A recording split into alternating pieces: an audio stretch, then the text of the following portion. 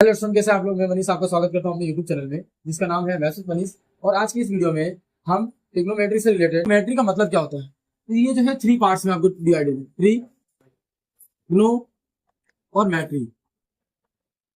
Try का मतलब होता है 3 साइड, यानी कि 3, और ग्नो का मतलब होता है साइड, और मैट्री का मतलब होता है मेजरमेंट।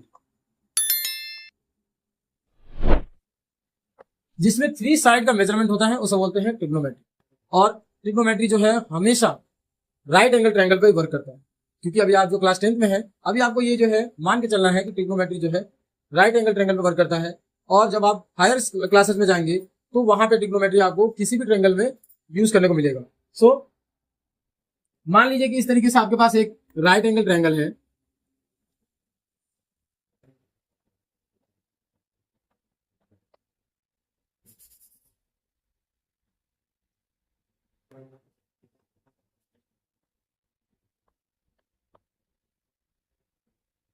और राइट एंगल ट्रायंगल में आपको पता है कि इसके अंदर बेस होता है, परपेंडिकुलर होता है और हाइपोटेनियस होता है। तो यहाँ पे मैं इजीली फिलहाल, क्योंकि हमको कोई क्वेश्चन गिवन नहीं है, ना ही हमको थीटा गिवन है, तो हम कुछ भी जो है अपने से बेस और हाइट यानी कि जो है परपेंडिकुलर और हाइपोटेनियस एज्यूम करेंगे।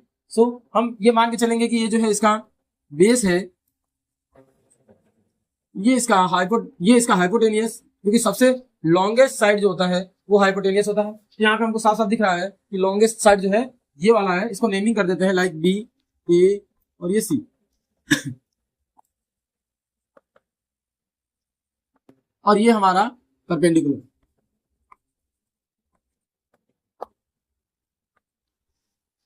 तो परपेंडिकुलर को हम ई से डिनोट करेंगे, बेस को स्मॉल बी से, और हाइपोटेनियस को एच वाई से। इससे क्या होगा, हमको जो है सॉल्व करने में आसानी होगी। चलिए, और एक और चीज आपको याद करना है जो कि आपने क्लास 8 और 9 में पढ़ा होगा, वो है आपको पाइथागोरस थ्योरम। क्योंकि पाइथागोरस थ्योरम नहीं निकालेंगे, जब तक पाइथागोरस थ्योरम इसे यूज नहीं करेंगे हम इसको इजीली फाइंड आउट नहीं कर पाएंगे। तो पाइथागोरस थ्योरम क्या होता है,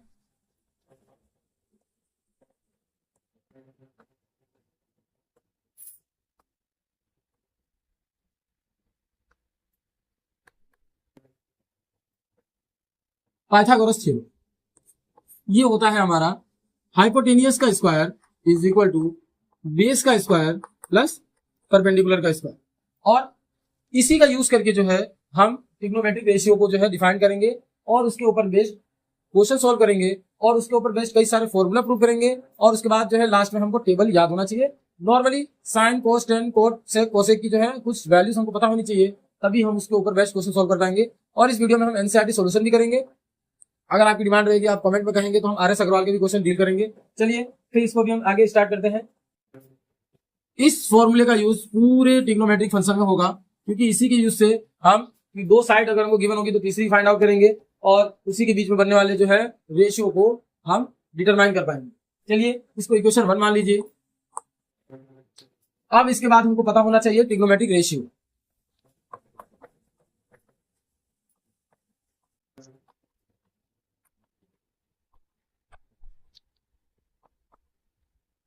ट्रिग्नोमेट्रिक रेशियो क्या होता है, जब भी हमको, इतना आपको याद रखना पड़ेगा कि जब भी हमको अगर परपेंडिकुलर और हाइपोटेनियस का रेशियो गिवन हो, यानी कि P अपॉन में एच वाई, हाइपोटेनियस अगर आपको गिवन हो, तो वो जो बनाता है वो क्रिएट करता है हमारा साइन थीटा।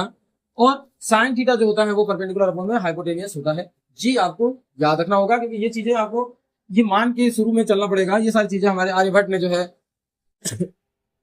साइन, कोस, टेन के बारे में जो है उन्होंने डिस्कस करके बताया था, और बहुत सारे मैथमेटिशियन है। लेकिन चलिए हमको इतना याद रखना है, साइन थीटा इक्वल टू जो है परपेंडिकुलर अपॉन हाइपोटेनियस होता है, यानी परपेंडिकुलर और हाइपोटेनियस का रेशियो, ये ना परपेंडिकुलर या हाइपोटेनियस का जो रेशियो होगा वो साइन थीटा को रिप्रेजेंट करेगा, और कोस थीटा जो होगा बेस अपॉन में हाइपोटेनियस होगा, यानी अगर उसका बेस और हाइपोटेनियस का रेशियो निकालेंगे तो वो कोस थीटा को रिप्रेजेंट करेगा। और टेन थीटा जो होता है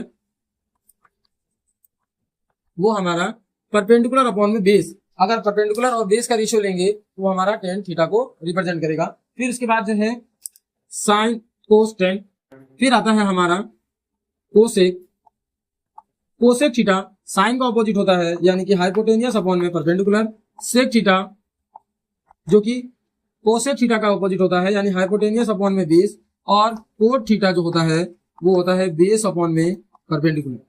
ध्यान से समझ जाइएगा, ये जो है हमारे पास आइडेंटिटी का बहुत यूज होने वाला है ट्रिग्नोमेट्री के क्वेश्चन सॉल्व करने के लिए।